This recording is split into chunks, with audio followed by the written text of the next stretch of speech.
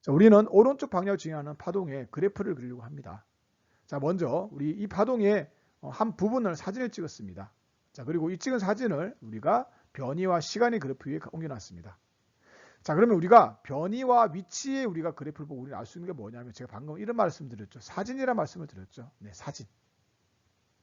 자, 사진을 찍었다는 이야기는 시간이 흘러가나요? 흘러가지 않나요? 시간이 흘러가지 않고 있죠. 네, 그래서 뭐냐면 우리는 시간에 대한 정보가 없다는 것을 여러분들은 확인할 수가 있습니다. 자, 그리고 파동의 한 점, P점 우리를 찍고요. 이 매질, P점의 매질만 우리는 관찰했고요. 시간이 지남에 따라서. 그래서 변이와 시간의 그래프를 그리고요. P점에 우리가 시간에 따른 위치를 한번 찍어봤습니다. 자, 그러면 우리가 시간이라 말했을 때 우리가 어떤 정보 가지고 있을까요? 그렇죠. 뭐냐면 우리가 한 점만 봤죠. 한 점. 한 매질만 봤습니다. 한 매질만 봤기 때문에 우리는 뭐냐면 이 전체에 대한 걸 볼 수 있는 기회가 없겠죠. 그래서 뭐냐면 전체에 대한, 파동 전체에 대한 우리가 정보가 없다는 것을 여러분들은 확인할 수 있습니다.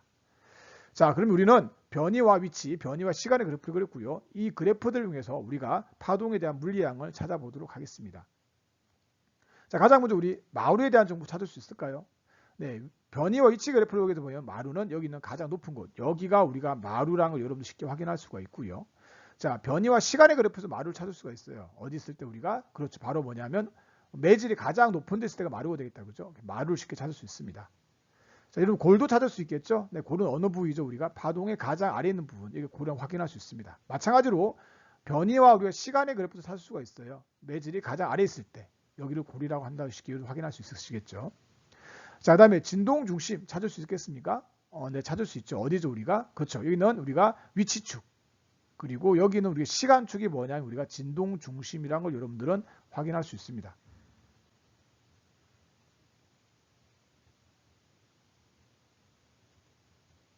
자, 이제는 파장에 대해서 여러분들 찾을 수 있겠죠. 어디가 파장이죠? 그렇죠. 인접한 마루와 마루 사이 거리. 여기가 우리가 파장이라고 확인할 수 있겠네요. 파장. 자, 우리 파장의 크기는 얼마라고 얘기할 수 있을까요? 그렇죠. 뭐냐면 우리가 단위를 빼버린다면 우리가 1과 우리가 1에서 우리가 5까지이기 때문에 우리는 4랑을 확인할 수 있겠네요. 단위를 빼도록 하겠습니다. 자, 그런데 변이와 시간의 그래프에서는 우리 파장할 수 있을까요? 알 수가 없습니다. 왜냐하면 전체 정보를 우리가 알 수가 없거든요. 전체에 대한 정보를 우리가 알 수 없기 때문에 우리는 파장을 알 수가 없습니다.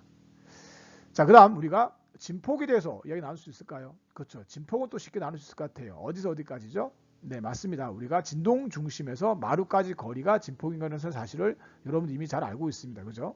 자, 그래서 우리 진폭을 표현해 본다면 여기를 표현할 수 있을 것 같아요. 그죠? 진폭. 여기가 우리가 진폭이라는 사실을 여러분 잘 알 수 있습니다. 잘 안 보이는 색깔을 바꾸도록 하겠습니다. 마루에서 진동 중심까지 거리를 우리는 진폭이라 할 수 있겠네요. 우리는 A라 표현하도록 하겠습니다. 자, 마찬가지로 우리가 여기는 우리가 변이와 시간의 그래프에서도 마찬가지로 변이와 위치 그래프처럼 마찬가지로 진폭을 알 수가 있습니다. 자, 우리가 매질이 가장 높았을 때와 진동심을 알 수 있기 때문에 우리는 진폭을 찾을 수가 있죠. 자, 진폭은 얼마가 됩니까? 보니까 네, 그렇죠. 뭐냐면 2라는 걸 여러분들이 확인할 수가 있겠네요. 자, 그 다음에 주기에 대해서 우리 확인할 수 있을까요? 네, 주기 확인할 수 있죠. 어디를 확인할 수 있을까요? 자, 주기는 매질이 한번 진동하는 데 걸린 시간이잖아요. 자, 그래서 우리 시간에 대한 정보 나와 있는 그래프를 보게 되면 어디서 어디까지가 되는 거죠? 네, 맞습니다. 바로 뭐냐면 마루에서 인접한 마루에서 마루 사이의 간격. 이 간격은 거리가 아니라 우리 시간에 대한 정보라는 이야기죠. X축 시간이기 때문에. 그래서 주기에 대한 정보는 여러분들은 쉽게 확인할 수 있습니다. 자, 그래서 단위를 무시한다면 주기 또한 뭐라고 할 수 있을까요? 우리가 네, 4라고 여러분들이 확인할 수 있겠습니다. 자, 그 다음에 진동수에 대해서 여러분들 확인할 수 있을까요? 확인할 수 있죠. 자, 어디서 확인할 수 있죠? 우리가 네, 변이와 시간의 그래프에서 우리는 주기를 확인했기 때문에 주기는 얼마이다? 우리가 네, 4분의 1이라고 여러분들 쉽게 확인할 수 있습니다. 진동수와 주기 관계를 알고 있기 때문에요. 자, 그 다음에 우리가 파동의 속력도 여러분들 확인할 수 있겠습니까? 네, 확인할 수 있죠. 자, 바로 뭐냐면 우리가 파동의 속력은 시간분의 우리가 이동 거리고, 그는 다르게 말하면 한 주기 동안 이동한 파장, 한 주기분의 파장. 그래서 우리는 4분의 우리가 4라고 쓸 수가 있겠죠. 또는 우리가 파동의 속력은 문자를 써본다면 V는 우리가 T분의 람다이고 얘는 F 람다이기 때문에 그대로 써본다면 우리가 4분의 4가 되어서 2랑 쉽게 확인할 수가 있겠습니다. 자, 이처럼 뭐냐면 파동을 우리가 그래프로 표현했을 때는 우리가 X축이 뭐냐? X축이 위치냐? 아니면 시간이냐에 따라서 우리가 어떤 값을 파동 어떤 물량을 확인할 수 있는지 여러분들이 확인하실 수 있어야 됩니다. 공기 속에 A와 B가 있고요. 물 속에 A와 C가 있습니다. 자, B와 C는 A로부터 같은 거리만큼 떨어져 있습니다. 자, A가 B를 향해서 이렇게 B의 이름을 불렀습니다. 자, 그리고 물속에 있던 A 또한 C를 향해서 C의 이름을 불렀습니다. 자, B와 C가 A가 부르는 자기 이름 듣는데 걸린 시간은 어떤 학생이 더 많이 걸렸을까요? 자, 여기는 답을 하기 위해서 여러분들은 속력과 시간과 거리 관계를 확인하셔야 되겠네요.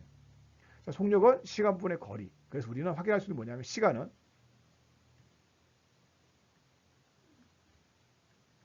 속력분의 우리가 거리라고 여러분들께서 쉽게 확인할 수 있습니다. 자, 근데 우리가 B와 C는 A로부터 같은 거리만큼 떨어져 있다고 그랬거든요. 그래서 우리가 거리에 대한 끝난 것 같아요. 거리는 어떻다? 우리가 둘 다 같다. 그럼 여러분께서 속력을 확인하셔야 되겠네요. 자, 이제 속력을 확인해 보려고 하는데요. 자, 여러분 느낌상 우리가 소리의 속력은 공기에서 빠를 것 같아요? 물에서 빠를 것 같아요? 자, 참고 혹시 여러분 공기에서 우리의 소리의 속력 혹시 알고 계십니까? 대략적으로. 자, 여러분들 아마 어릴 때 많이 들었을 것 같긴 한데요. 어떤 분들은 듣냐면 번개의 위치를 확인하기 위해서 여러분들께서 번개가 친 이후에 번쩍한 이후에 숫자를 세랑을 들었을 거예요. 하나, 둘, 셋. 자, 만약에 세 번을 세웠다면 우리가 번개가 친 위치는 3 곱하기 340이라는 혹시 기억나십니까? 그 이유는 뭐냐면 공기에서 소리 속력 대략적으로 우리가 340m/s거든요. 자, 그래서 공기의 속력은 공기에서 소리 속력은 340m/s를 여러분 확인할 수 있습니다. 자, 물에서는 더 빨라졌을까요? 느려졌을까요? 궁금하죠? 자, 학생마다 다를 것 같긴 한데요. 우리가 해보게 되면 물수의 소리 속력은 1500m/s 정도의 아주 빠른 속도로 이렇게 소리가 전달되고 있습니다. 대략적으로 한 4.4배 가까이 되겠죠. 자, 그러면 우리가 자기 이름을 듣는데 걸린 시간은 우리가 B가 많이 걸렸을까요? C가 많이 걸렸을까요? 네, 쉽게 말할 수 있을 것 같아요. 그죠? 여기 있는 B가 C보다 시간이 더 많이 걸렸다는 걸 여러분들께서 확인할 수 있을 것 같습니다. 자, 그런데 제가 다른 질문을 한번 해볼게요. 제가 이 질문을 드렸던 이유는 사실은 다른 것 때문에 있거든요. 소리의 속력이 빨라진다면 B와 C가 A의 소리를 들었을 때 소리의 높이는 어떤 소리가 더 높게 들릴 것인가? 자, 공기에서 들었을 때가 소리가 더 높게 들릴까요? 물에서 들었을 때 높게 들릴까요? 자, 여러분들 판단은 쉽지 않죠. 네, 그러면 이제 우리가 소리의 높이에 대한 그림 먼저 알고 있어야 되겠네요. 자, 우리 소리의 높이는 참고로 우리 중학교 때 배웠죠. 소리의 높이는 뭐다 우리가 바로 진동수와 관계있다 여러분 확인할 수 있습니다. 파동의 진동수였죠. 자, 그러면 우리 다시 가볼게요. B와 C가 들은 A의 소리의 진동수는 과연 어디가 더 클까요? 여러분 보셨을 때 우리가 소리의 속력은 누가 더 빨랐죠? 우리가 보이는 것처럼 소리의 속력은 우리가 이 물속이 공기보다 더 빨랐습니다. 그렇죠? 자, 그렇다면 진동수는 과연 어떻게 될 것인가? 자, 재밌게도 이 소리의 진동수는 변하지 않습니다. 자, 파동의 특수가 하나인데요. 진동수 불변입니다. 자, 우리가 파동의 진동수는 매질의 종류 관계없이 처음 진동수를 그대로 유지합니다. 자, 여러분들 꼭 확인하셔야 돼요. 우리가 소리에 우리가 여기 나와 있는 진동수는 소리가 아니죠. 파동의 진동수는 뭐 한다? 우리가 처음 진동수를 유지한다. 자, 그래서 우리가 진동수가 불변한다는 말은 우리가 또 이렇게도 말할 수가 있겠네요. 뭐가 우리가 주기 또한 우리가 불변한다는 것을 여러분들께서도 확인할 수 있습니다. 자, 그래서 어떤 일이 있더라도 우리가 파동은 우리가 매질의 종류 관계없이 진동수는 변하지 않고 유지되는 사실을 여러분들께서 꼭 기억하고 계십니다. 자, 그림 보게 되면 우리가 확인할 수 있는 게 뭐냐면 소리의 속력도 바뀌었고요. 그리고 이는 우리가 파면이라고 하는데요. 이는 우리가 파면이라고 하는데 파면의 간격, 이게 바로 파장이거든요. 파장도 여러분들이 바뀐 걸 확인할 수 있습니다. 하지만 우리는 진동수와 뭐는 주기는 변하지 않는다라는 사실을 여러분들은 꼭 기억하고 계셔야 됩니다. 자, 위상의 동일한 A 파동과 B 파동이 서로 반대 방향으로 진행하고 있습니다. 자, A 파동의 진폭은 X이고요. B 파동의 진폭은 Y입니다. 자, 두 파동이 진행하다가 시간이 지나면 어떻게 될까요? 그렇죠. A 파동과 B 파동은 이렇게 만나게 됩니다. 겹쳤죠?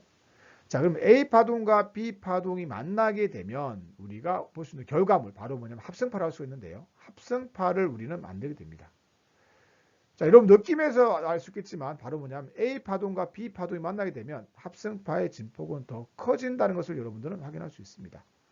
자, 이때 우리 합성파의 진폭은 어떻게 된다고 얘기할 수 있을까요? 네, 그렇죠. 어렵지 않죠. 바로 뭐냐면 합성파의 진폭은 우리가 X 플러스 Y랑 쉽게 확인할 수 있습니다. 생각할 수 있어요. A도 위로 가려고 하고 B도 위로 가려고 하니까 같은 우리가 방향성에 우리가 진동을 하고 있기 때문에 A 파동과 B 파동은 우리가 두 개를 진폭을 더하면 된다는 걸 확인할 수가 있습니다. 자, 이처럼 두 파동이 가다 만났을 때 서로 간섭을 하게 되죠. 그래서 이 현상을 우리는 파동의 간섭이라고 부르고요. 또는 우리는 중첩이라고도 일하고 있습니다. 자, 이제는 위상이 반대인 두 파동을 이야기를 한번 해보도록 하겠습니다. 자, 위상이 두 반대인 우리가 A 파동과 B 파동이 서로 반대 방향으로 진행하고 있습니다. 자, A 파동의 진폭을 X, B 파동의 진폭을 Y라고 하도록 하겠습니다. 자, 시간이 지나면 어떻게 될까요? 그렇죠. A 파동과 B 파동은 만나게 되겠죠. 자, 우리가 이야기 조금 더 재밌게 하기 위해서 이렇게 한번 상상을 한번 해보도록 할게요. 자, 어떤 상상을 할 거냐면 우리가 만약에 X의 진폭과 우리가 X와 우리가 Y 값이 같다고 가정을 한다면 이 파동은 어떻게 될까요? 쉽게 유추할 수 있겠죠. 위로 가려고 하는 성향과 아래로 가려고 하는 성향, 위로 가려는 힘과 아래로 가려는 힘이 같기 때문에 우리는 역학에서 말했던 것처럼 뭐냐면 움직이지 합력이 0이 되는 것과 같은 결과가 되겠죠. 자, 그래서 합성파는 그림과 같이 진폭이 없을 수가 있습니다. 자, 이 부분이 우리가 합성파의 부분이 되겠네요. 자, 그러면 우리가 여기 있는 합성파의 진폭을 표현하면 어떻게 하면 될까요? 그렇죠. 바로 뭐냐면 위로 가려는 것을 우리는 진폭을 x라고 그러고 아래를 갖다가 y로 한다면 마이너스로 한다면 우리가 부를 살려준다면 x 마이너스 y라고 얘기할 수가 있습니다. 그죠? 자, 만약에 우리가 x가 우리가 y보다 크다면 우리가 이 합성파 x 마이너스 y는 우리가 양수가 되겠네요. 네, 진폭이 위쪽이라는 뜻이 될 거고요. x 값이 y보다 작다면 우리가 x 마이너스 y는 우리가 음수가 되겠네요. 자, 아래쪽으로 우리가 진폭 생도 확인할 수 있을 것 같고요. 자, 그리고 나와 있는 것처럼 우리가 x와 y가 같다면 우리는 어떻게 된다? 우리가 x 마이너스 y는 0이 된다는 거. 진폭이 0이 된다고 확인할 수 있겠네요. 자, 이처럼 두 파동이 만나서 간섭을 통해서 합성파를 만들 때 우리는 우리가 파동의 간섭 또는 파동의 중첩이라 한다는 사실을 여러분들께서는 확인하고 계시면 됩니다. 자, 위사에 같은 두 파동 A, B가 서로 반대 방향으로 진행하고 있습니다. 자, A의 진폭은 X이고요. B의 진폭은 Y입니다. 자, 시간이 지나서 A와 B가 이렇게 만나게 되겠죠. 자, 그럼 만나서 우리는 합성파를 만들어지는데 우리는 앞에서 봤지만 진폭이 커지는 우리는 합성파를 볼 수 있었습니다. 그죠? 네, 합성파. 자, 그러면 이 합성파가 만들어진 이후에 시간이 조금 더 지나면 어떻게 될까요? 네. 자, A와 B는 원래 자기의 성질을 그대로 유지하면서 전혀 변화 없이 자기의 갈 길을 그대로 가게 됩니다. 자, A의 처음 진행 방향 오른쪽 그리고 진폭은 X 유지하고요. B의 처음 진행 방향 왼쪽 진폭은 Y를 그대로 유지하면서 진행하게 됩니다. 자, 합성파가 만들어지지만 이게 방금처럼 우리가 만들어진 이후에 서로 간섭을 일으킨 이후에 원래의 모습을 유지하기 위해서는 바로 뭐냐면 합성파인 상태에서도 파동은 독립적으로 존재하고 있다는 이야기죠. 그래서 바로 뭐냐면 파동의 독립성이라고 합니다. 자, 그래서 우리가 한번 정리를 한번 해본다면 A 파동과 B 파동이 만나는 이 과정, 여기는 우리는 파동에 우리가 간섭이라 할 수 있겠죠.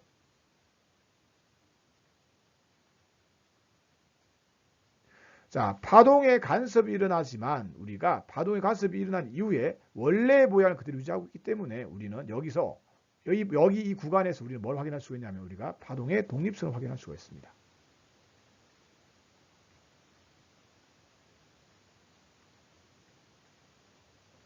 자, 이제는 우리가 위상이 반대인 두 파동을 가지고 이해를 한번 해보도록 하겠습니다. 자, A 파동과 B 파동이 서로 반대 방향으로 진행하고 있습니다. 위상은 반대죠. A의 진폭은 X고 B의 진폭은 Y입니다. 그리고 진행하다가 서로 만나게 됩니다. 자, 그런데 우리가 상상을 한번 해보도록 할게요. 자, 다시 한번 X와 만약에 Y가 같다면, 진폭이 같다면 똑같은 모양의 파동이 위상만 반대라면 어떤 결과가 나올까요? 자, 앞에서 배웠던 것처럼 우리가 합성파는 이렇게 사라지게 됩니다.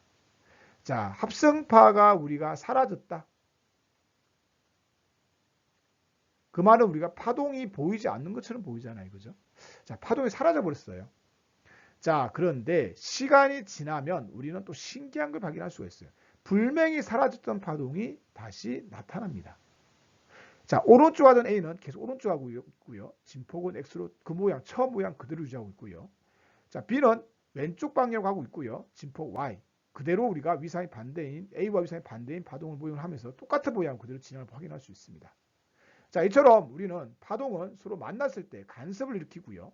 그리고 다시 헤어지게 되면 원래의 모양을 그대로 가지게 가게 됩니다. 파동의 독립성을 가지고 있는 거죠. 자, 그래서 여러분들은 파동의 독립성에 대해서 또한 확인할 수 있었을 거라고 저는 확인할 수 있습니다. 장애물이 있고요. 가운데 틈이 있습니다. 자, 이 장애물을 향해서 우리가 공을 던지려고 합니다. 자, 그러면 우리는 쉽게 결과를 예측할 수 있을 것 같아요. 자, 우리가 날아가던 공의 일부는 장애물이 막혀서 뒤로 전달될 수 없지만 일부는 우리가 틈을 지나서 이렇게 뒤쪽까지 공이 전달되는 여러분들이 확인할 수 있습니다. 자, 이제는 공이 아니라 물결파를 한번 보내보도록 할게요. 자, 물결파를 장애물을 향해서 이렇게 보냈습니다. 자, 그러면 이 결과는 어떻게 될지 여러분들 쉽게 상상할 수 있을까요? 자, 먼저 우리가 장애물을 틈을 지나간 파동은 당연히 뒤쪽으로 전달되는 걸 여러분들 쉽게 확인할 수 있습니다. 자, 그런데 또 다른 파동이 또 있어요. 자, 어떤 파동이냐면 여러분들은 이미 경험해서 알 수 있어요. 자, 방파제 뒤에 파도가 왔을 때 방파제에 부딪혔을 때 방파제 뒤쪽에 물도 출는 걸 여러분들 본 적 있을 거예요. 이것처럼 뭐냐면 물결파는 우리가 장애물 뒤쪽까지 이렇게 출렁거리는 게 전달된 여러분들이 확인할 수 있습니다. 자, 그러면 우리는 이 두 개의 차이를 가지고 좀 예를 알려고 하려는데요. 여기는 우리 공은 우리가 입자를 우리가 대변하고 있다면 여기는 우리 물결파는 우리는 파동을 우리가 대변하고 있다고 여러분들 확인할 수 있습니다.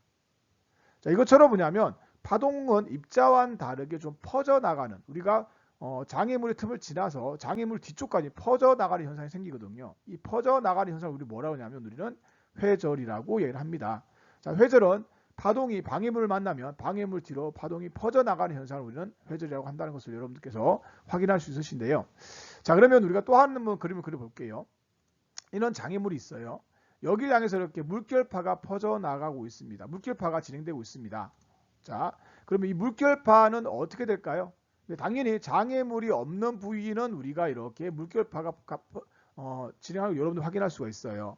근데 장애물을 만나게 되면 물결파는 어떻게 된다고 그랬죠? 네, 퍼진다고 말씀드렸죠. 네, 물결파는 이렇게 퍼지는 걸 여러분들께서 볼 수가 있습니다.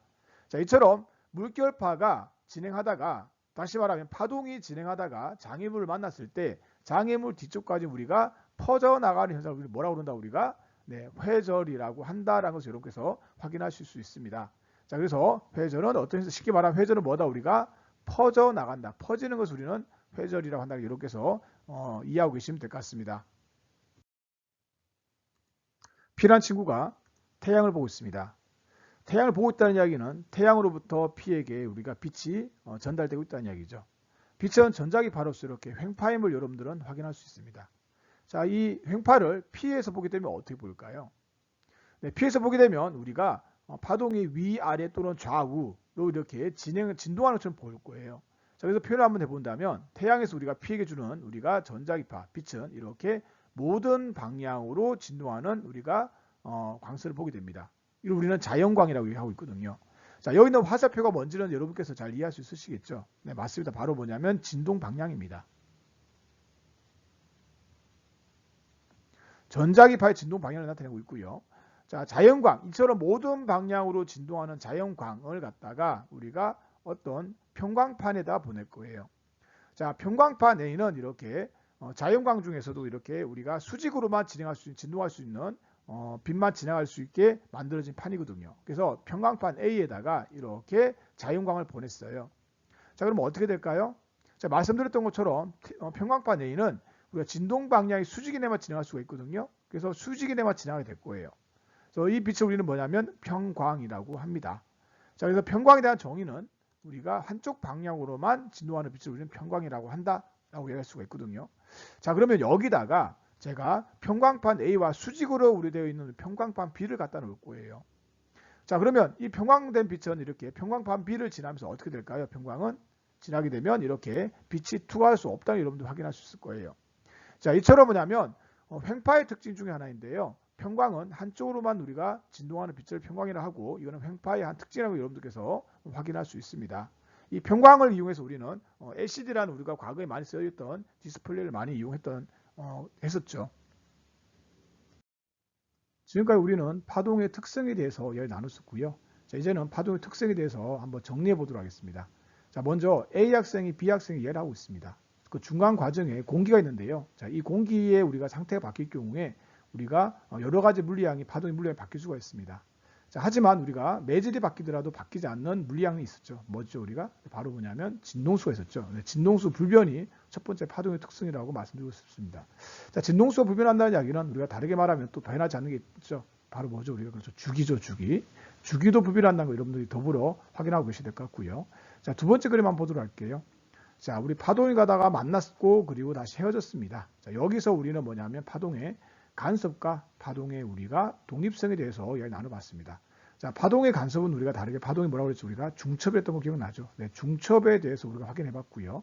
자, 파동의 간섭은 우리가 다르게 말하면 우리가 합성파에 대한 이야기다. 이런 확인할 수가 있고요. 파동의 독립성은 각각의 파동